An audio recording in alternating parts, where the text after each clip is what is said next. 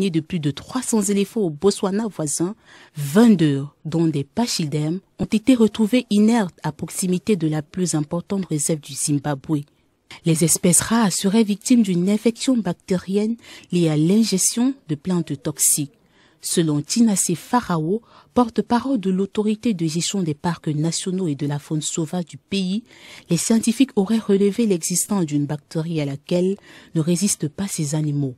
Une autre piste pointe du doigt la grande sécheresse qui frappe le Zimbabwe, une situation qui a paralysé les habitudes alimentaires de ces animaux privés d'eau et de végétation. Dans ce pays d'Afrique australe au cœur de la vie sauvage, près de 80 000 éléphants cohabitent sur un territoire avec une grande capacité d'accueil. Les chercheurs annoncent le pire avec d'autres décès dans la forêt de Pandamasoué, située entre le parc national de Wangwe et les chutes Victoria. Une alerte qui nécessite la prise des mesures rapides afin de protéger ces espèces qui constituent un atout touristique pour l'Afrique. Pour l'histoire politique américaine, le candidat démocrate Joe Biden a battu le record de Barack Obama malgré la pandémie de coronavirus. Le candidat en lice pour la Maison-Blanche a récolté 364,5 millions de dollars au seul mois d'août dernier. Selon son équipe de campagne, l'ancien vice-président, le Parti démocrate et les commissions en charge de la levée des fonds ont récolté 205 millions en ligne, soit 57% de la somme totale. La raison de cet enthousiasme venant des donateurs serait le choix de sa colistière Kamala Harris, sénatrice et première candidate afrodescendante d'origine indienne à la vice-présidence américaine. Le meilleur record mensuel était jusqu'ici détenu par Barack Obama en septembre 2008. Il avait récolté près de 200 millions de dollars. Le président sortant Donald Trump avait pourtant un avantage financier sur son challenger. Mais après avoir remporté la primaire en avril, son rival démocrate l'a déclassé. En juillet, l'homme de la Maison-Blanche et le Parti républicain avaient déjà récolté 165 millions de dollars, alors que les démocrates avaient 140 millions. Toujours aux États-Unis, les publicités politiques seront bloquées par Facebook la semaine précédant l'élection présidentielle. L'information a été rendue publique le jeudi 3 septembre 2020 par le fondateur de Facebook, Mark Zuckerberg. Cette décision vise à lutter contre la désinformation ainsi que toute tentative d'interférence lors de l'élection présidentielle d'octobre prochain. Selon lui, si un candidat ou un parti essaie de revendiquer la victoire avant même que tous les résultats soient connus, un lien sera indiqué sur leur publication pour renvoyer les lecteurs vers les résultats officiels. Lors de l'élection de 2016, l'entreprise de Mark Zuckerberg avait été critiquée pour avoir laissé se propager des campagnes d'influence massive, principalement orchestrées depuis la Russie, une situation qui ne risque plus de se reproduire. Le réseau social entend afficher sa neutralité. Dominique Zegua, candidat déclaré à la prochaine élection présidentielle d'octobre prochain en Côte d'Ivoire, du mouvement pour la démocratie et la justice ne compte plus compétir pour la course au fauteuil présidentiel. Il a fait savoir au cours d'un point de presse dans la commune du Plateau ce mercredi 26 août 2020. La principale raison de ce retrait est le système de parrainage méconnu des Ivoiriens, système mis en place par le parti au pouvoir selon lui pour empêcher certains candidats déclarés. Dominique Zegua. Déclaration du MDJ. Mouvement pour la démocratie et la justice en Côte d'Ivoire. Honorables invités, mesdames et messieurs, chers amis de la presse, bonjour. Merci d'avoir répondu à notre invitation. L'élection présidentielle du 31 octobre 2020 approche à grands pas. Une élection où de potentiels candidats seront exclus malgré leur projet de société. Alors qu'en 2010 et 2015, cette élection était ouverte à tous. Toutes les filles et tous les fils de ce pays voulaient tourner cette triste page de notre histoire. Malheureusement, cette élection exclut encore des Ivoiriens par un système de parrainage. Un parrainage méconnu des Ivoiriens, c'est une nouveauté. Au vu de ce qui précède, le MDJ, Mouvement pour la démocratie et la justice en Côte d'Ivoire, décide de ne plus présenter son candidat à l'élection présidentielle du 31 octobre 2020. Vive la République de Côte d'Ivoire, je vous remercie. Le président du MDJ a profité de l'occasion pour se prononcer sur l'actualité du moment, à savoir la radiation de Laurent Gbagbo sur la liste électorale et le refus de l'État de Côte d'Ivoire de lui délivrer un passeport. Dominique Azegua trouve cela inconcevable. J'étais choqué d'attendre que Laurent Gbagbo non seulement n'est pas sur la liste électorale, j'ai été choqué que les gens empêchaient Laurent Gbagbo à obtenir son passeport. Un chef d'État, un Ivoirien. Bon, mais c'est la politique. Les élections présidentielles d'octobre 2020 s'annoncent très tendues avec la radiation de Laurent Gbagbo et de Soro Guillaume sur la liste électorale. S'achemine-t-elle vers une autre crise post-électorale? Nous serons situés au soir du 31 octobre. En République centrafricaine, Catherine Samba-Panza sera candidate à l'élection présidentielle prévue dans ce pays en décembre. Celle qui a assuré la transition entre 2014 et 2015 en Centrafrique a annoncé sa candidature ce week-end, soulignant avoir déjà dirigé ce pays dans des conditions particulièrement difficiles.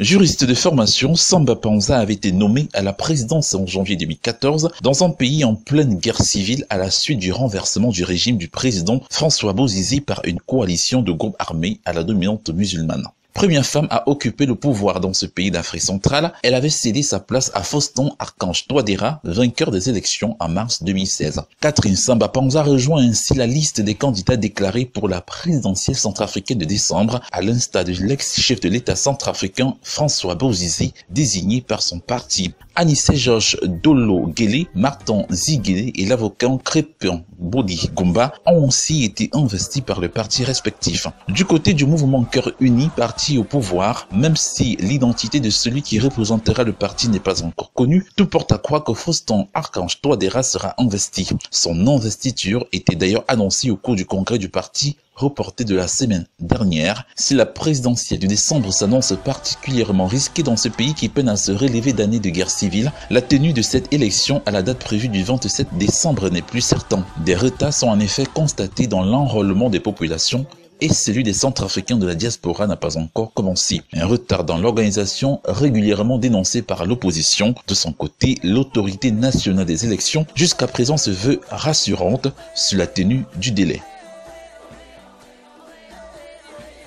Ils sont au nombre de 15, les candidats retenus pour la présidentielle tanzanienne du 28 octobre prochain. Les candidatures de David Mwadjolele du Sisika et de Maisha Mapwa Muchongozi du Nlendi ont été rejetées par la commission électorale. Parmi les candidats en lice figure le président sortant John Magufuli, au pouvoir depuis 2015, qui brigue un second mandat présidentielle. Âgé de 56 ans, le successeur de Jakaya Kikwete sera donc en compétition avec 14 autres candidats.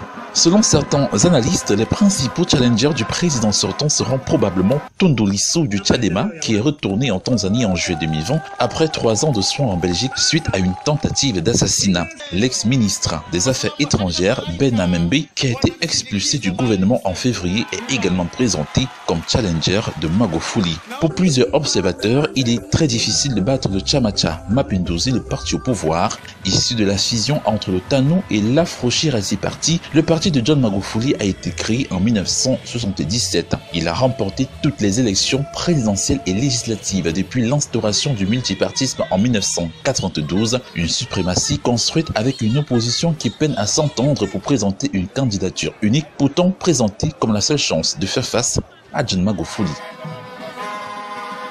Le lancement de la campagne Créer la paix avait pour thème principal « Parce que la paix est non négociable, les femmes et les jeunes se positionnent » a été lancé ce jeudi 27 août au siège de la chaire UNESCO Eau, Femmes et Pouvoir de décision de l'Université Félix Houphouët-Boigny sous l'égide de l'Organisation des Nations Unies pour l'éducation, la science et la culture. Ce lancement qui s'est tenu en présence de Madame Joséphine Charlotte Mayumakala, représentante spéciale de l'Union africaine, a pour objectif principal de sensibiliser, de conscientiser et engager les Ivoiriens à la culture de la paix dans leurs propos et dans leurs actes, et surtout à la veille des élections présidentielles. Ephrasie Yao, titulaire de la chaire UNESCO, nous partage son rêve pour la Côte d'Ivoire en cette année 2020. Le récit que nous racontons, notre récit de 2010, peut être source de haine ou de mort, ou encore source de vie et de paix.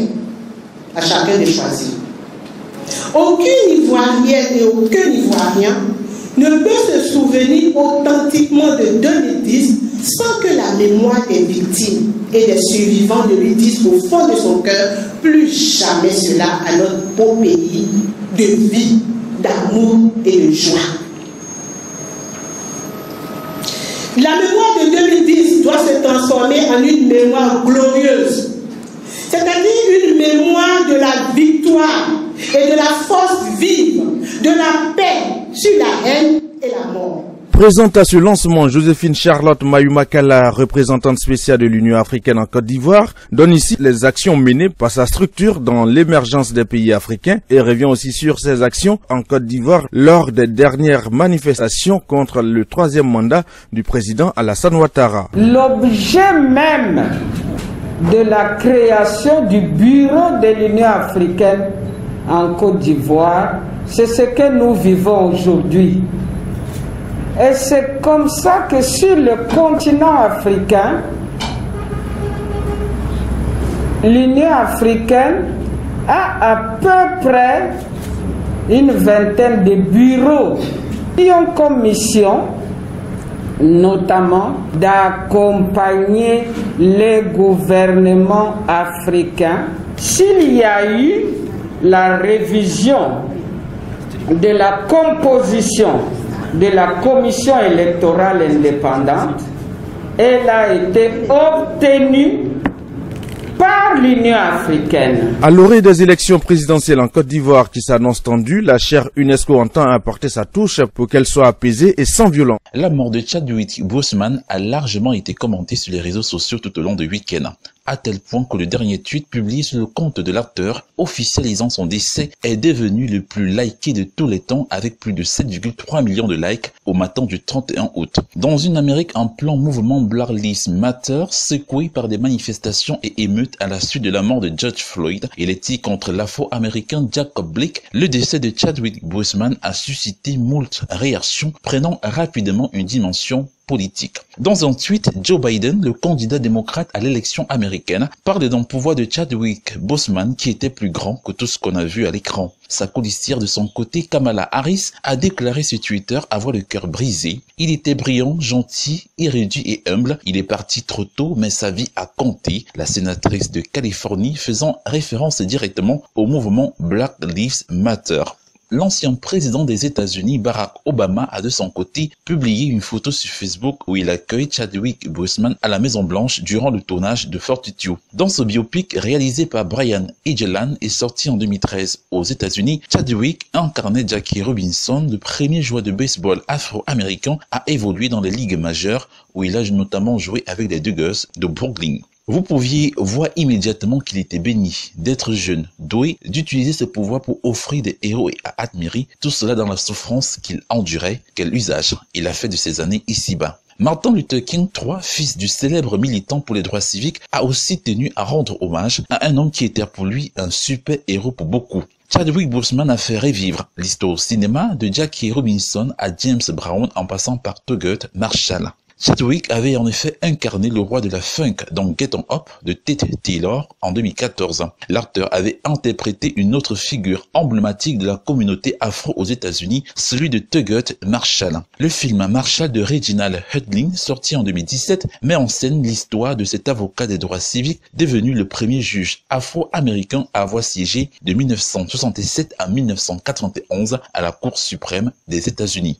Hollywood et le monde sportif ont également salué la mémoire de l'acteur de la NBA à Lewis Hamilton en passant par Samuel L. Jackson et de ses collègues de Black Panther. C'est tout le monde qui a rendu hommage aux héros de la tribu Wakanda.